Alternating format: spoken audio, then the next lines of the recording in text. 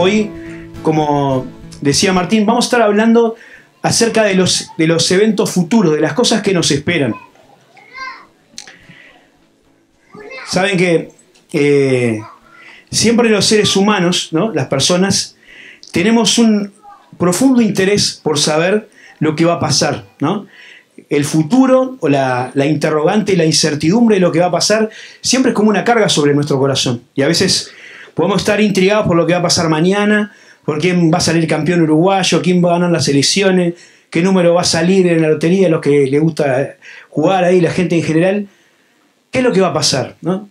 Y siempre en toda la historia, y también increíblemente en nuestro tiempo tan culturalmente avanzado, hay personas, ¿no?, que tienen esta pretensión de poder saber lo que va a pasar. Y entonces tiran fruta ahí en el horóscopo y en cosas así de la fecha de nacimiento, y hay gente que queda impactado con esas cosas, ¿no? Y dice, mirá lo que hoy va a ser un buen día, me dijeron, ¿no? Y de repente pasa algo en algún lugar, alguna catástrofe, algo, y dice, Nostradamus lo había predicho. Dijo, en la gran ciudad el humo subirá y la gente llorará, ¿no? Y dice, las Torres Gemelas. Bueno, ¿no? Puede ser, no sé.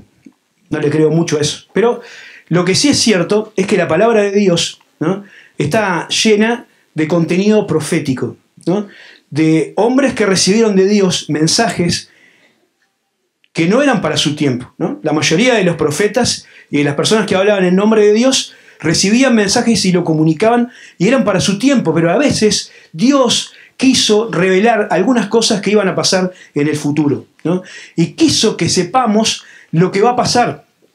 Y nosotros tenemos como pueblo de Dios, como iglesia, también la revelación de algunas cosas que van a pasar con nosotros como pueblo de Dios en el futuro. Y entonces vamos a estar mirando un poco cuál es la expectativa de la iglesia, qué es lo que nosotros esperamos, ¿no?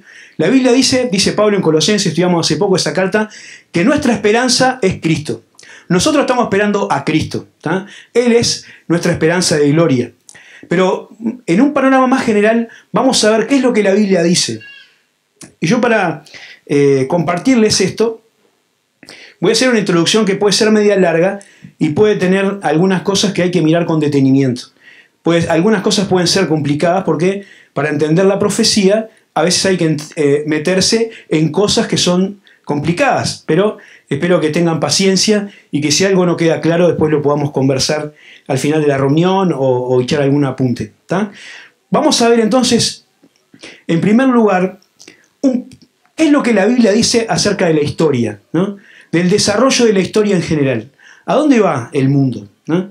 Y después vamos a detenernos un poquito en la iglesia, ¿tá?, y en qué parte de la historia está involucrado este pueblo que Dios está formando en la actualidad del tiempo en el cual nosotros vivimos. Así que hice alguna presentación ahí como para ayudarnos un poco a recordar. Esto, si quieren, se los puedo pasar, o digo, para los que les gusta tomar apuntes, si quieren anotar, y si no, le puedo pasar la presentación. Para entender la historia, ¿no?, es interesante ver la visión que la Biblia tiene, ¿no? La Biblia tiene una visión de la historia como algo que tiene un desarrollo. Tiene un comienzo, un desarrollo y un final, ¿no? No es cíclica, no se repite, no tiene como una cosa sin fin, sino al contrario. La historia, dice Dios, es lo que Él determinó que sucediera. Tiene un principio, que nosotros lo encontramos, el principio para la humanidad en Génesis, y tiene un final que se va a dar ahí, y está relatado algunas cosas en el libro de Apocalipsis. Y a lo largo de toda la historia humana, Dios siempre mantuvo adelante su plan, ¿no? Las cosas que pasan son las cosas que Dios determinó que sucedieran. Y a lo largo de la historia, Dios tuvo distintas maneras de tratar con las personas. No siempre fue el mismo trato de Dios con la humanidad, ni siempre fue la misma revelación que los hombres tuvieron a lo largo de la historia, ¿no? Adán y Eva tenían una revelación de Dios, Moisés tenía una revelación de Dios, nosotros tenemos otra revelación. Dios siempre fue dándonos cada vez más a conocer, ¿no? El escritor de Hebreos lo dice así: Dios en el pasado habló a los padres por los profetas y en estos postreros días nos ha hablado por el Hijo. Y en Jesucristo el Señor se dio, o Dios se dio la máxima revelación encarnándose y mostrando a las personas cómo era realmente Dios. Y también tenemos la revelación de Dios en su palabra, ¿no? Tenemos la creación, tenemos a Cristo, tenemos su palabra como formas en que Él se ha revelado a nosotros. Y Dios siempre se relacionó con el hombre, o intentó relacionarse en base a su amor y a su gracia. Pero cuando uno empieza a leer la Biblia se da cuenta que hay diferentes etapas en la historia, ¿no? Los que estudian la Biblia le llaman a esos periodos dispensaciones, ¿no? Dispensaciones o formas de tratar de Dios con el hombre en función de la revelación que Él les había dado. Y eso va cambiando. Esta palabra se utiliza en Efesios capítulo 1, versículo 10, y también en el capítulo 3, y lo vamos a hablar más adelante. Pero ahora quiero mostrarles este cuadro, que es un panorama de las diferentes etapas de la historia, las diferentes dispensaciones en las cuales Dios estuvo relacionándose con el hombre, ¿tá? Esto es un tema de estudio, y ustedes saben que en profecía, en escatología, que es la parte de la teología que estudia los eventos futuros, hay muchas variantes y muchas formas de entenderlo, ¿eh?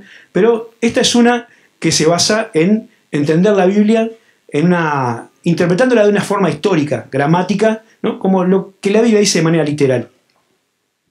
Cada una de estas etapas, ¿no? Empieza con una instrucción de Dios y termina con un juicio, ¿no?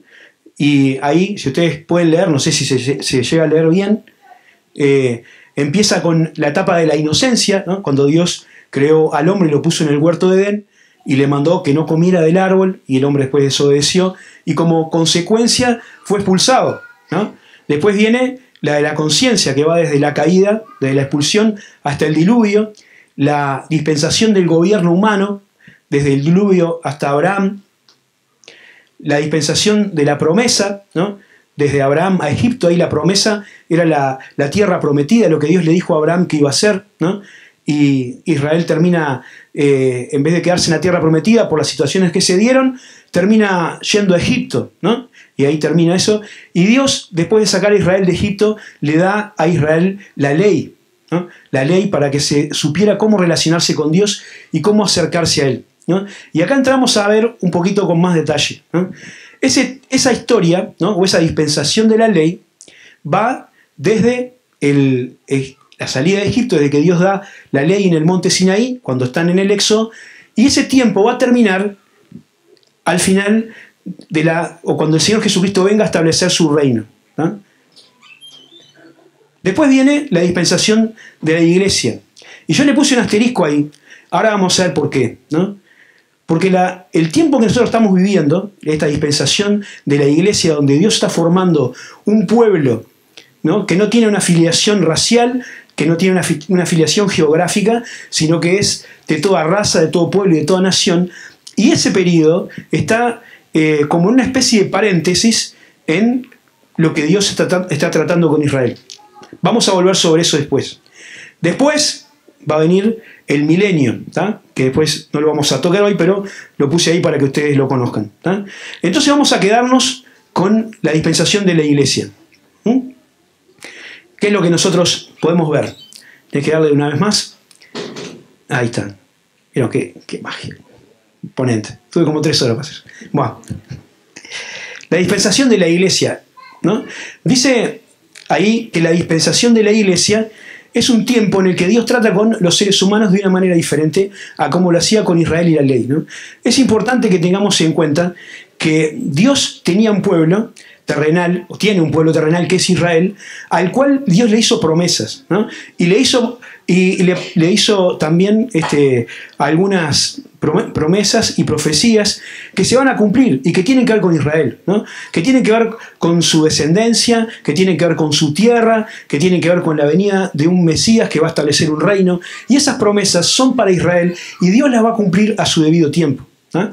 Israel es una cosa, la iglesia es otra cosa, ¿no? No son lo mismo. Nosotros tenemos en la Biblia la historia de Israel y dice dice el escritor de los Hebreos que las cosas que se escribieron antes se escribieron para nuestra enseñanza, ¿no?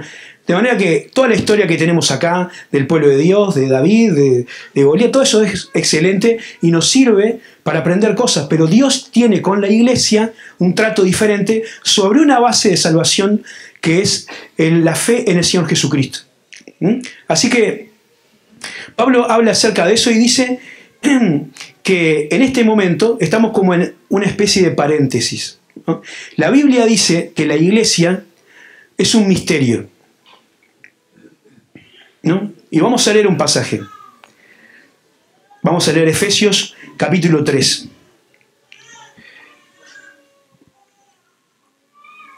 Habría que leer todo el texto, pero para ir acortando un poco, porque hay varias cosas para leer, dice Pablo en el versículo 3, que por revelación me fue declarado el misterio, como antes lo he escrito brevemente, leyendo lo cual podéis entender cuál sea mi conocimiento en el misterio de Cristo. Misterio que en otras generaciones no se dio a conocer a los hijos de los hombres, como ahora es revelado a sus santos apóstoles y profetas por el Espíritu. Que los gentiles son coherederos y miembros del mismo cuerpo y copartícipes de la promesa en Cristo Jesús por medio del Evangelio, del cual yo, Pablo, fui hecho ministro por el don de la gracia de Dios que me ha sido dado según la operación de su poder. A mí, que soy menos que el más pequeño de todos los santos, me fue dada esta gracia de anunciar entre los gentiles el evangelio de las inescrutables riquezas de Cristo y declarar a todos cuál sea la dispensación del misterio escondido desde los siglos en Dios que creó todas las cosas, para que la multiforme sabiduría de Dios sea ahora dada a conocer por medio de la iglesia a los principados y potestades en los lugares celestiales, conforme al propósito eterno que hizo en Cristo Jesús nuestro Señor. Esto es un pasaje que tiene muchas cosas, pero quiero quedarme con lo que Pablo dice de la iglesia, ¿no? La iglesia es un misterio. ¿Qué quiere decir? Un misterio era algo que no había sido revelado antes, ¿no? Cuando la Biblia usa en el Nuevo Testamento la palabra misterio, no está hablando de un caso de CSI, de esas cosas, de quién mató a fulano, sino era algo que antes no se había revelado y que se dio a conocer después. Y Pablo está hablando acá de la iglesia. La iglesia era un misterio. No existe en las profecías del Antiguo Testamento ninguna referencia a esto que Dios está haciendo ahora, ¿no? Dios no le dio a los profetas esta visión. Y ahora lo vamos a ver en un ejemplo. Una de las profecías más interesantes que uno puede encontrar respecto al desarrollo de la historia humana se encuentra en el libro de Daniel, ¿no? Daniel es un libro muy interesante, tiene historias muy lindas, el foso de los leones, el horno de fuego, todo lo demás, pero también tiene algunas profecías, ¿no?, que son realmente reveladoras, ¿no?, y son tan claras en su cumplimiento, tan exactas, que es uno de los libros más atacados por la teología liberal o las personas que quieren desacreditar la Biblia y decir que la Biblia no es la palabra de Dios. Como es tan exacto, dice, eso lo escribieron después, ¿no? Alguien después escribió y lo metió ahí como para decir que era antes y fue. No. Daniel recibió de parte de Dios una revelación. Está sano. Una revelación de cómo iba a ser la historia, ¿no?, de ahí para adelante. Es una profecía que se conoce como la profecía de las 70 semanas. Yo voy a mostrarles un poquito un cuadro que de repente es pasarlo todo completo, que es difícil capaz que de visualizar así. Pero se los voy a contar un poquito. ¿Se lee algo? Cuando Daniel recibe esta profecía, estaba cautivo en Babilonia. ¿Recuerdan la historia, no?, de Daniel. Y Daniel sabía, porque había leído la Escritura, que ese tiempo en el que él estaba, Israel estaba cautivo, iba a ser un tiempo de 70 años, que era un juicio de Dios sobre la nación de Israel. Pero recibe una revelación que habla acerca de un periodo de 70 semanas. En el contexto se entiende que son años, o sea, 490 años de historia de Israel que van a empezar en determinado momento y van a terminar. Si ustedes lo quieren leer, está ahí en Daniel capítulo 9. ¿No? Sería interesante leerlo, pero se nos va a ir un poco del tiempo. La cuestión importante de resaltar acá es que Dios le dice que iban a pasar 490 años desde que se comenzara a edificar el muro de Jerusalén, ¿no?, hasta la venida del Mesías príncipe, ¿no?, cuando venga a reinar. Sin embargo, lo separa en dos partes. Ustedes leen el texto y dice que desde el edicto, que fue un edicto que se cumplió en tiempo de Nehemías, como dice ahí, para reconstruir el muro, hasta, ¿no?, hasta el momento en que el Señor Jesucristo entrara en Jerusalén, eso lo sabemos nosotros por la cuenta, ¿no?, iba a haber lo que dice ahí, 483 años, ¿no? Y saben que hay un escritor británico que se llama Sir Robert Anderson, que fue además un investigador brillante, ¿no? Fue jefe de la policía de Scotland Yard, investigó el caso de Jack el Destripador. Esto como dato nomás. Pero además de eso, de su trabajo policíaco, él estudió este tema de las 70 semanas y él determinó, haciendo los cálculos y las correcciones necesarias que están en su libro, que se llama El Príncipe de lo que ha de venir, que desde el día en que se dictó el edicto, que está fechado ahí con datos históricos fehacientes, ¿no?, pasando los 483 años, ¿no?, haciendo las correcciones de los calendarios y las cosas que cambiaron, eso se cumplió el día en que Jesucristo entró en la entrada triunfal de Jerusalén, ¿no? Ese día se cumplieron los 483 años. Mira lo que dice la profecía, ¿no?, de Daniel.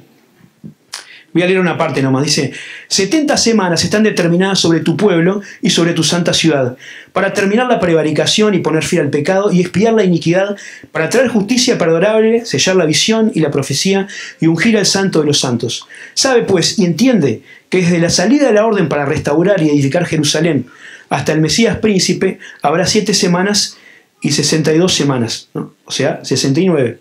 Se volverá a edificar la plaza y el muro en tiempos angustiosos, y después de las 62 semanas se quitará la vida al Mesías, mas no por sí. Y el pueblo de un gran príncipe que ha de venir destruirá la ciudad y el santuario, y su fin será como con inundación. Y eso hace referencia a lo que pasó después de que el Señor Jesucristo murió y ascendió, que es la destrucción de los romanos por Jerusalén, ¿no? Quedan 7 años de profecía que hacen referencia a lo que va a pasar en la tribulación, ¿no? Un tiempo que para nosotros es profético.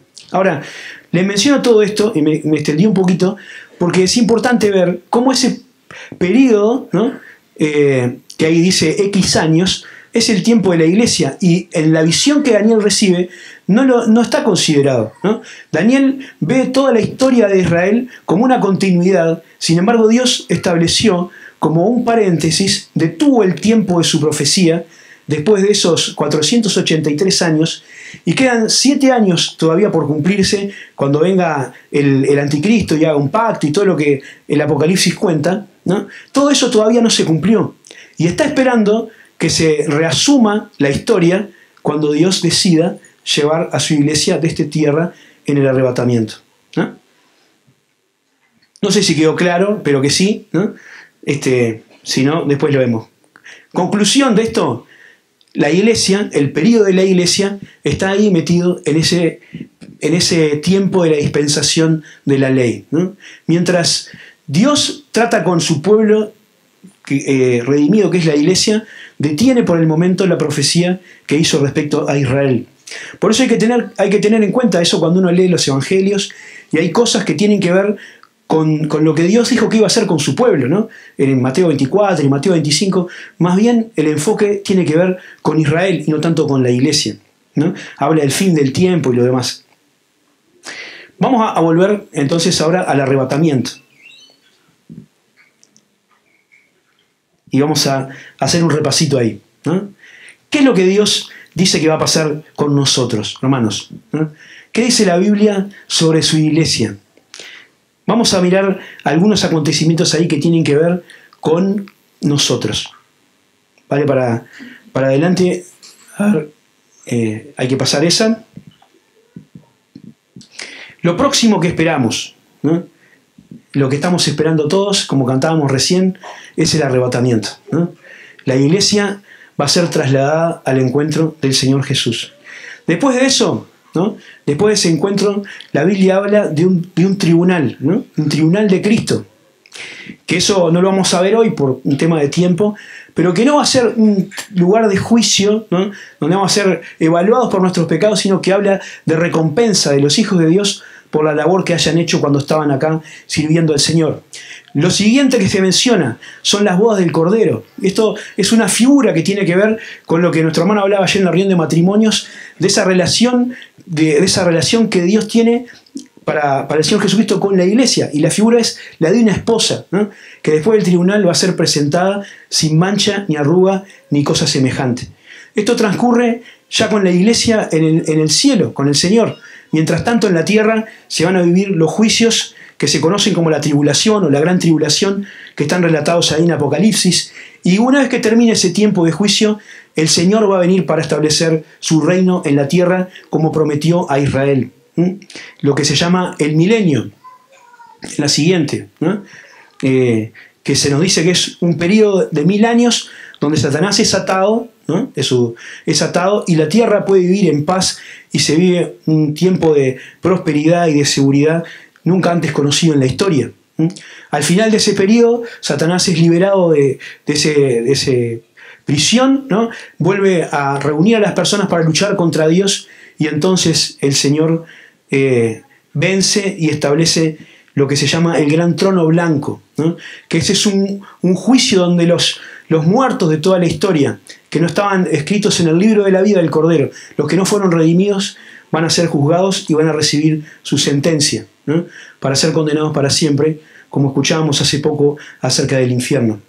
Y la historia termina en ese cielos nuevos y tierra nueva, o el estado eterno, donde el Señor va a crear de nuevo todas las cosas y vamos a disfrutar de su presencia para siempre. Esto es, dicho de una manera muy, muy rápida, lo que encontramos en la palabra de Dios. Y yo quería detenerme un poquito más en lo que la iglesia, en lo que la Biblia dice acerca de la esperanza de la iglesia, que es el arrebatamiento, ¿no? El arrebatamiento o el momento en que el Señor venga para trasladar a los creyentes a su presencia, ¿no? Martín, cuando estaba en la alabanza, leyó un pasaje que está en Hechos 1, donde ahí los ángeles le dicen a los que estaban mirando, ¿no? El Señor no se había terminado de ir y ya encontramos una de las primeras promesas acerca del retorno de Jesucristo, ¿no? ¿Por qué están mirando el cielo? Así como se fue, volverá. Pero el Señor ya se los había dicho antes. ¿Se acuerdan? Juan capítulo 14, en el aposento alto, cuando estaban preocupados, cuando estaban tristes. Papá mencionaba ahí la angustia de los discípulos de Maús, pero también estaban así, antes de que muriera el Señor, aquellos que habían sido testigos de los 3 años de ministerio del Señor y que estaban ahí sabiendo lo que iba a acontecer. El Señor estaba diciendo una y otra vez que iba a morir, que iba a ser sacrificado, todas esas cosas que le hacían doler el corazón. Y el Señor le dice que Él iba a volver, ¿no? En la casa de mi Padre muchas moradas hay, y me voy a ir, pero voy a volver, ¿no? Y toda la escritura tiene pasajes que nos hablan de esta promesa de la venida del Señor. El apóstol Pablo escribió en todas las cartas acerca del arrebatamiento, excepto la carta a Filemón, ¿no? Pero en todas las demás cartas hay enseñanza acerca de la venida del Señor. También lo mencionan Santiago, lo menciona Judas, Juan, por supuesto, que escribe sobre todo el Apocalipsis, pero es una promesa que está por toda la Biblia presente. El Señor viene, ¿eh? También podemos encontrar que es un acontecimiento inminente, ¿no? Quiere decir, es algo que estamos esperando, ¿no? Estamos esperando que venga y puede suceder en cualquier momento, ¿no? No esperamos señales, ¿no? El Señor dio señales a Israel y las cosas que tienen que ver con Israel sí dependen de que se cumplan algunas cosas, pero lo que tiene que ver con la iglesia no hay ninguna señal. El Señor no dijo, esperen que pase tal cosa o tal otra y entonces voy a volver, ¿no? El Señor puede volver ahora y vamos a verlo un poco más adelante. Sin embargo, ¿no? Vemos que hay algunas cosas que nos indican que estamos viviendo en los últimos tiempos. No son señales para nosotros, pero la Biblia dice o describe algunas cosas de cómo iba a ser el último tiempo y podemos identificar esas síntomas en el tiempo presente, ¿no? Y habla de la apostasía, y habla de la maldad de los hombres, y habla de la gente que va a tener comezón de oír, que va a querer escuchar solamente las cosas que le gustan, y habla de los falsos maestros, y un montón de cosas que están pasando, y podemos darnos cuenta que el Señor puede venir en ese momento, puede venir ahora, pero no estamos esperando nada en particular. Puede venir el Señor Jesucristo ahora.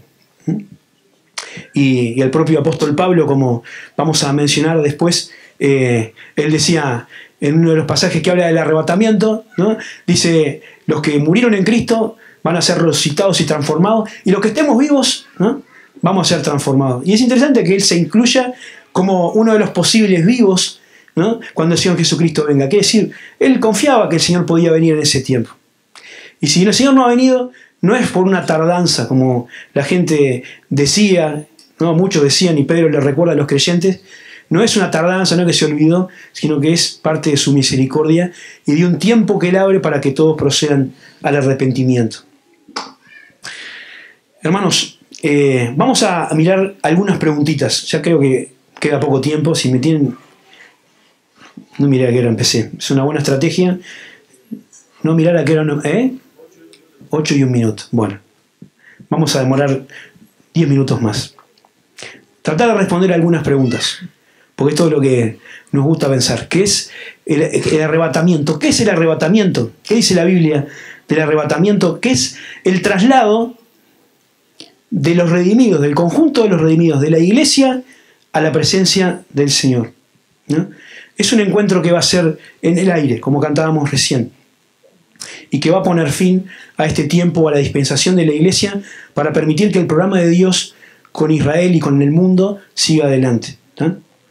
Y no es lo mismo, hermano, no es lo mismo que la segunda venida. Ustedes, si prestaron atención al cronograma que habíamos puesto, al cuadro anterior, van a ver que hay dos instancias en las que Jesucristo viene a la tierra, pero son diferentes. Hay otro cuadro. Esto es importante porque surgen confusiones, incluso hay algunas canciones que a veces mezclan cosas de una con cosas de otra, pero miren esto que vamos a ver. El arrebatamiento, ¿no? Como les decía, es el traslado de la iglesia al encuentro del Señor en el aire. ¿No? Ponen por favor la siguiente. Esa. Ahí es una partecita del medio de lo que decía el cuadro anterior. ¿No? El encuentro con la iglesia es en el aire. El Señor Jesucristo va a volver, como dice el cuadro, después del tiempo de la gran tribulación para establecer su reino. Y esa es lo que se llama la venida en gloria del Señor Jesucristo. El Señor va a venir para establecer su reino y juzgar al mundo. Y ahí va a poner sus pies sobre el monte de Sión, como está profetizado en Zacarías y otros muchos pasajes, y ahí el Señor sí va a venir a la tierra, y ahí todo ojo le verá, y ahí va a terminar con el poder de Satán y todo lo demás. En la venida, en el arrebatamiento, el Señor no llega a la tierra, ni va a ser visto por nadie, sino que va a ser un encuentro que va a involucrar solamente a los creyentes y que va a ser en el aire. ¿No? Va a venir a buscar a su esposa. ¿No? Cuando venga la segunda vez, la esposa viene con él. Nosotros vamos a venir con el Señor a reinar. ¿No? En el arrebatamiento, esa venida del Señor en el aire da comienzo a la gran tribulación. En la venida en gloria se termina ese periodo. ¿No? El arrebatamiento es un misterio también. Tampoco había sido revelado. La segunda venida está profetizada muchas veces. ¿No? El primer acontecimiento tiene que ver con la iglesia. ¿No? Los creyentes solamente van a participar. La segunda venida va a involucrar a todo el mundo. ¿No? El mensaje del arrebatamiento es un mensaje de consuelo. Y vamos a verlo ahora. El otro es un mensaje de juicio, porque el Señor sin duda va a establecer su reino y va a juzgar al mundo con justicia. ¿Cuándo será? La segunda pregunta que vamos a responder. ¿Cuándo será? La Biblia no nos dice ninguna fecha. Y a veces hay personas que han intentado saberlo o calcularlo según inventándose sus propias reglas y han tenido fracasos estrepitosos, porque la Biblia no menciona ningún momento ni ninguna cosa que señale de una manera clara cuándo el Señor va a volver. El Señor dijo, he aquí, vengo pronto. ¿No? Viene pronto, tenemos que esperarlo, porque no sabemos cuándo viene. Sabemos que viene en cualquier momento. Y lo que se nos llama a hacer es a tener una espera activa, ¿no? Y a esperar al Señor mientras estamos haciendo algo, no a sentarnos a mirar para arriba, ¿no? Sino como los hermanos en Tesalónica, que ellos esperaban al Señor sirviéndole. Y se nos llama a amar su venida, como decía el apóstol Pablo. Lo que sí podemos saber en cuanto a tiempo es que el arrebatamiento va a ser antes del tiempo de juicio de la tribulación. Esto es todo un tema en escatología y hay muchas posiciones y bueno, algunas tienen pasajes donde se sacan, pero creo, yo no, que no soy nadie, pero digo, muchos autores creen, ¿no?, que hay suficiente enseñanza en la Biblia para entender que el tiempo de tribulación no es un tiempo para el cual la iglesia va a estar, ¿no? En la primera carta a los tesalonicenses hay un pasaje en el capítulo 5, también en el capítulo 1, donde se habla y se le dice a la iglesia que la iglesia no está puesta para ira, sino para alcanzar salvación, ¿no? Y lo vamos a ver un poquito más con detalle después. Pero la Biblia nos enseña que la iglesia no va a estar presente en el tiempo en el cual Dios juzgue al mundo, porque esos juicios son para los que rechazaron al Hijo de Dios, ¿no? Y los que creímos, los que vamos a estar con el Señor, no vamos a estar sufriendo esa situación. Dice en Apocalipsis capítulo 3, escribiendo Pablo, el Señor Jesús a una iglesia, dice: por cuanto has guardado la palabra de mi paciencia, yo también te guardaré de la hora de prueba que ha de venir sobre el mundo entero para probar a los que moran sobre la tierra. Ese pasaje y otros, como les mencionaba, de 1 Tesalonicenses 1:10 y 5:9, son uno de los más importantes para entender que la iglesia no va a pasar por ese tiempo de juicio, ¿no? Así que no sabemos cuándo ocurrirá, pero puede ser en cualquier momento. Puede ser antes de que termine esta reunión, ¿no? Puede ser mañana o puede el Señor demorar todavía un tiempo, no lo sabemos. Tercera pregunta: ¿quiénes serán arrebatados? ¿No? ¿Quiénes serán? ¿Quiénes serán arrebatados cuando el Señor Jesucristo venga? Los creyentes buenos, los creyentes malos, los que estén viniendo todos los domingos, los que vengan a veces, ¿no? Y ahí también hay varias posiciones, y algunos dicen, no, los buenos, los creyentes más o menos ahí van a pasar alguna situación difícil, y el Señor después lo va a llevar, pero primero que sufra. No. La Biblia dice que cuando el Señor Jesucristo venga, todos los creyentes vamos a estar con Él, ¿no? La iglesia, hermanos, la iglesia es un cuerpo, ¿no? Es un cuerpo, lo dice Pablo. Es la esposa de Jesucristo, no se puede partir, ¿no? Si el Señor oró para que nosotros seamos uno, ¿no? No va a haber ninguna división. Y también si uno lee 1 Tesalonicenses 5, ahí Pablo dice que es cierto que hay algunas personas que no están velando, que no están vigilantes en su fe, ¿no? Pero que independientemente de eso van a ser llevados con el Señor cuando el Señor Jesucristo venga, ¿no? De manera que no depende de nuestras obras. La salvación, hermano, es por gracia mediante la fe. No hay obras para salvarnos y tampoco hay obras para mantener la salvación. Todo por gracia. Y el Señor nos va a llevar a su presencia cuando Él venga, ¿no?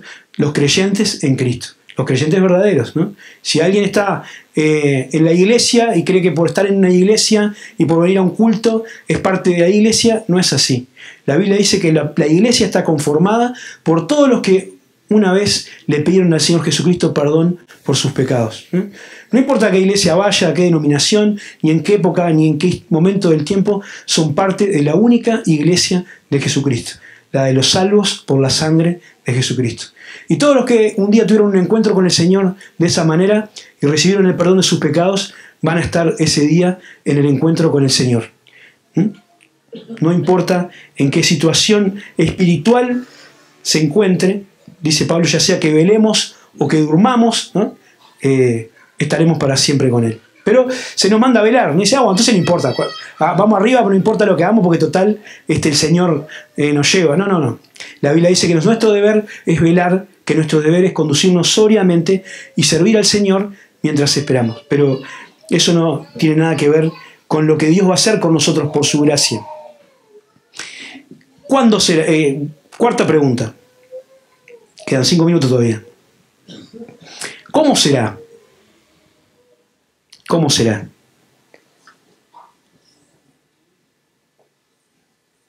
¿Qué dice la Biblia? Hay 2 pasajes básicamente que hablan del arrebatamiento con un poco más de detalle, que están en 1 Corintios capítulo 15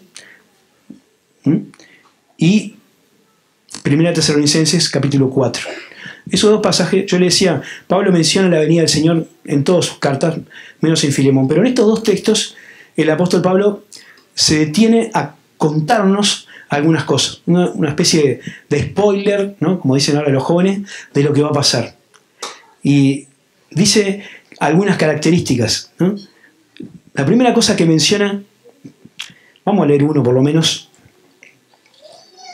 para tener el texto presente ahí. Vamos a leer primera Tesalonicenses,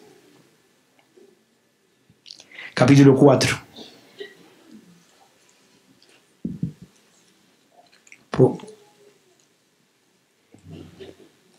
Me cuesta la motricidad de buscar con una mano. Primera Tesalonicenses, capítulo 4, versículo 13. Dice Pablo: tampoco queremos, hermanos, que ignoréis acerca de los que duermen, para que no os entristezcáis como los otros que no tienen esperanza. Porque si creemos que Jesús murió y resucitó, así también traerá Dios con Jesús a los que durmieron en él.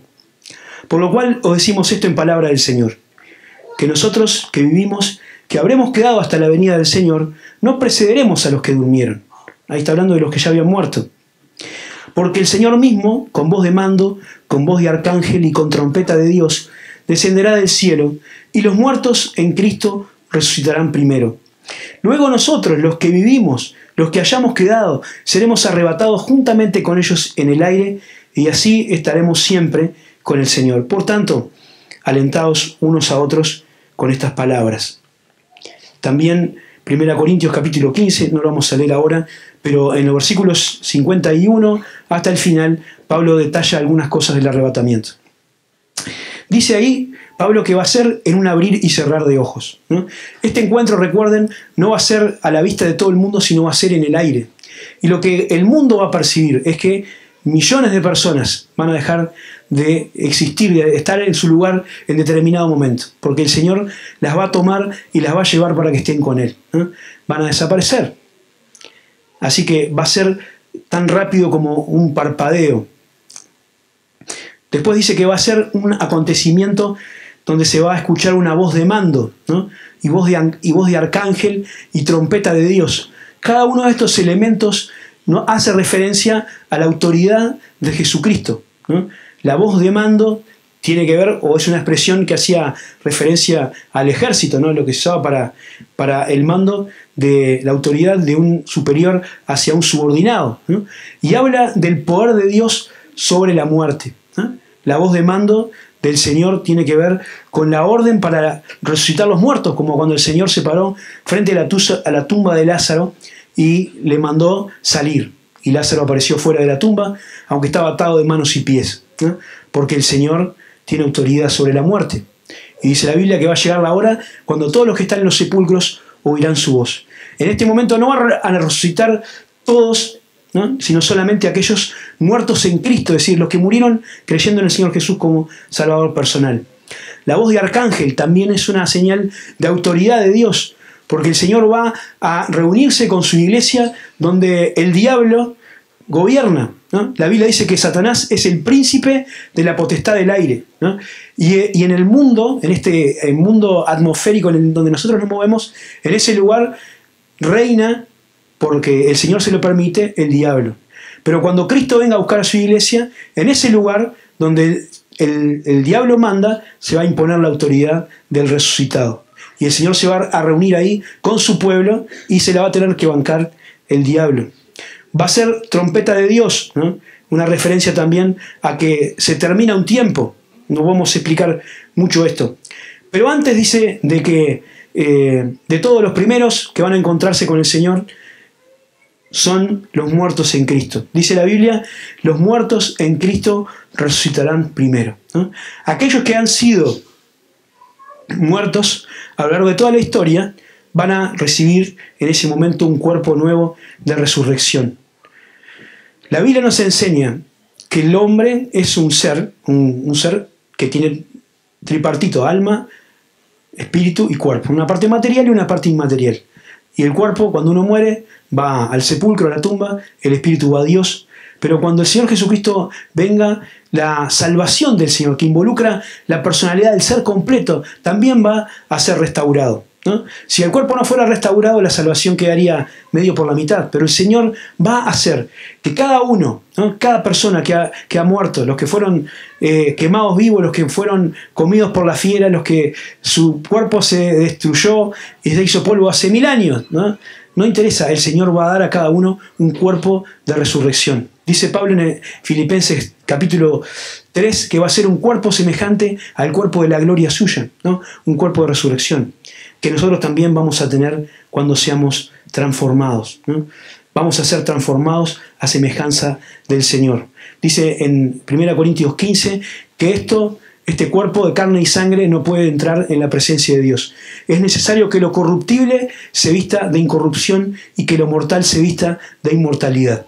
Y después que los muertos en Cristo hayan resucitado y tengan su cuerpo de resurrección, y que los que estemos vivos seamos transformados para estar en la semejanza de la gloria, vamos a encontrarnos con el Señor en el aire. Dice Pablo que va a ser un tiempo de encuentro. Y ahí vamos a ver, como dice la Escritura, o como dice el himno, perdón, aquel que quiso nuestras almas redimir. Vamos a ver al Señor y vamos a hacerlo para estar para siempre con Él. Ya no va a haber más separación. Y vamos a disfrutar de ese encuentro eternal con Cristo, con nuestro Salvador.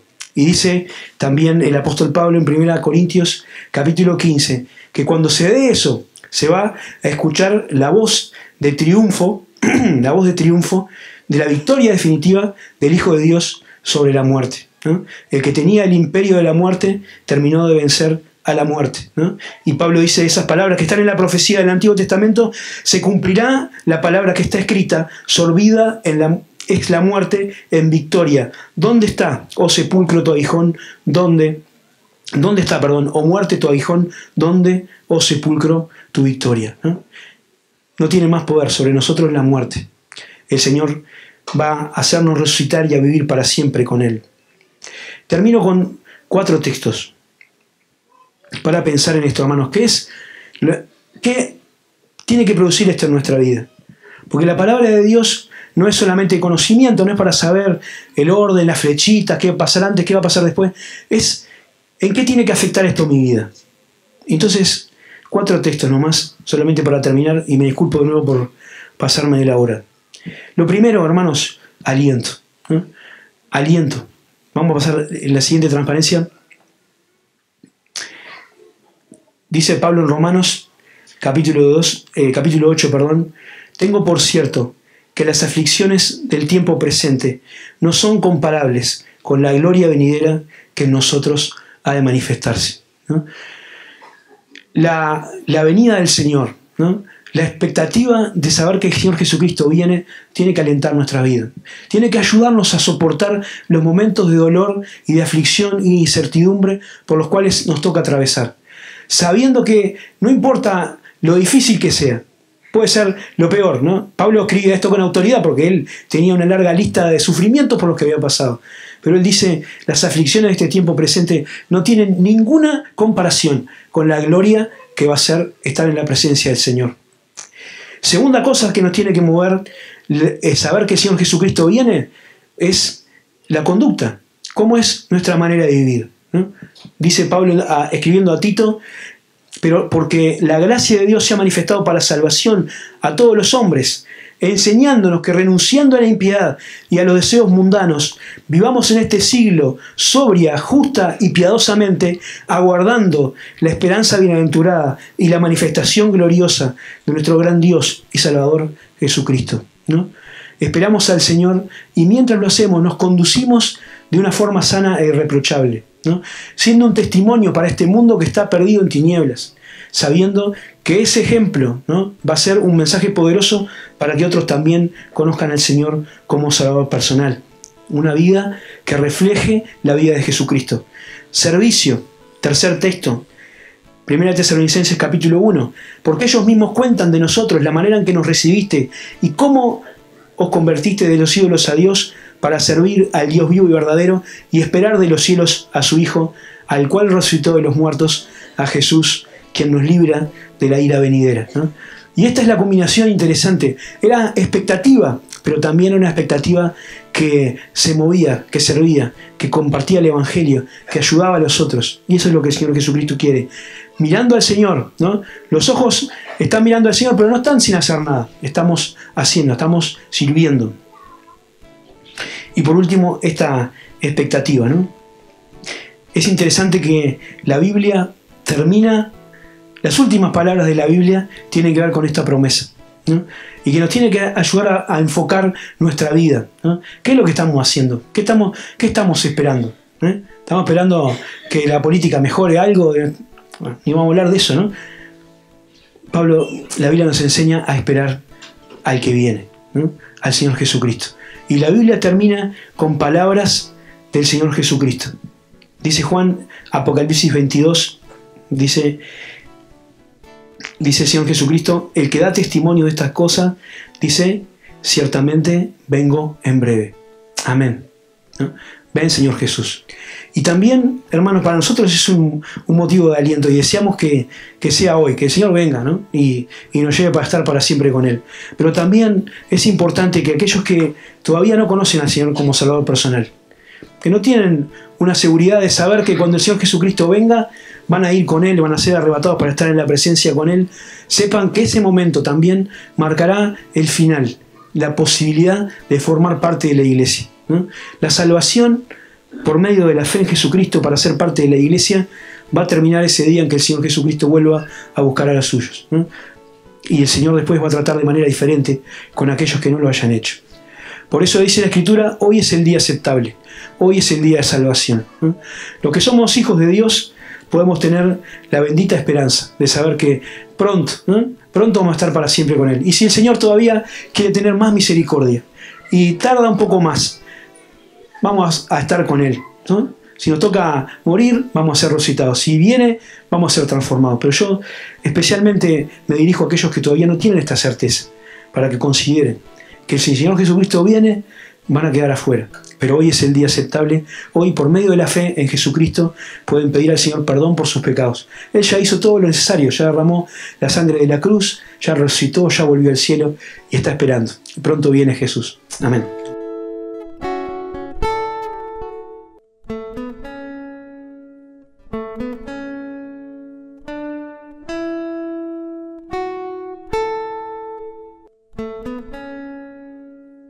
Thank you.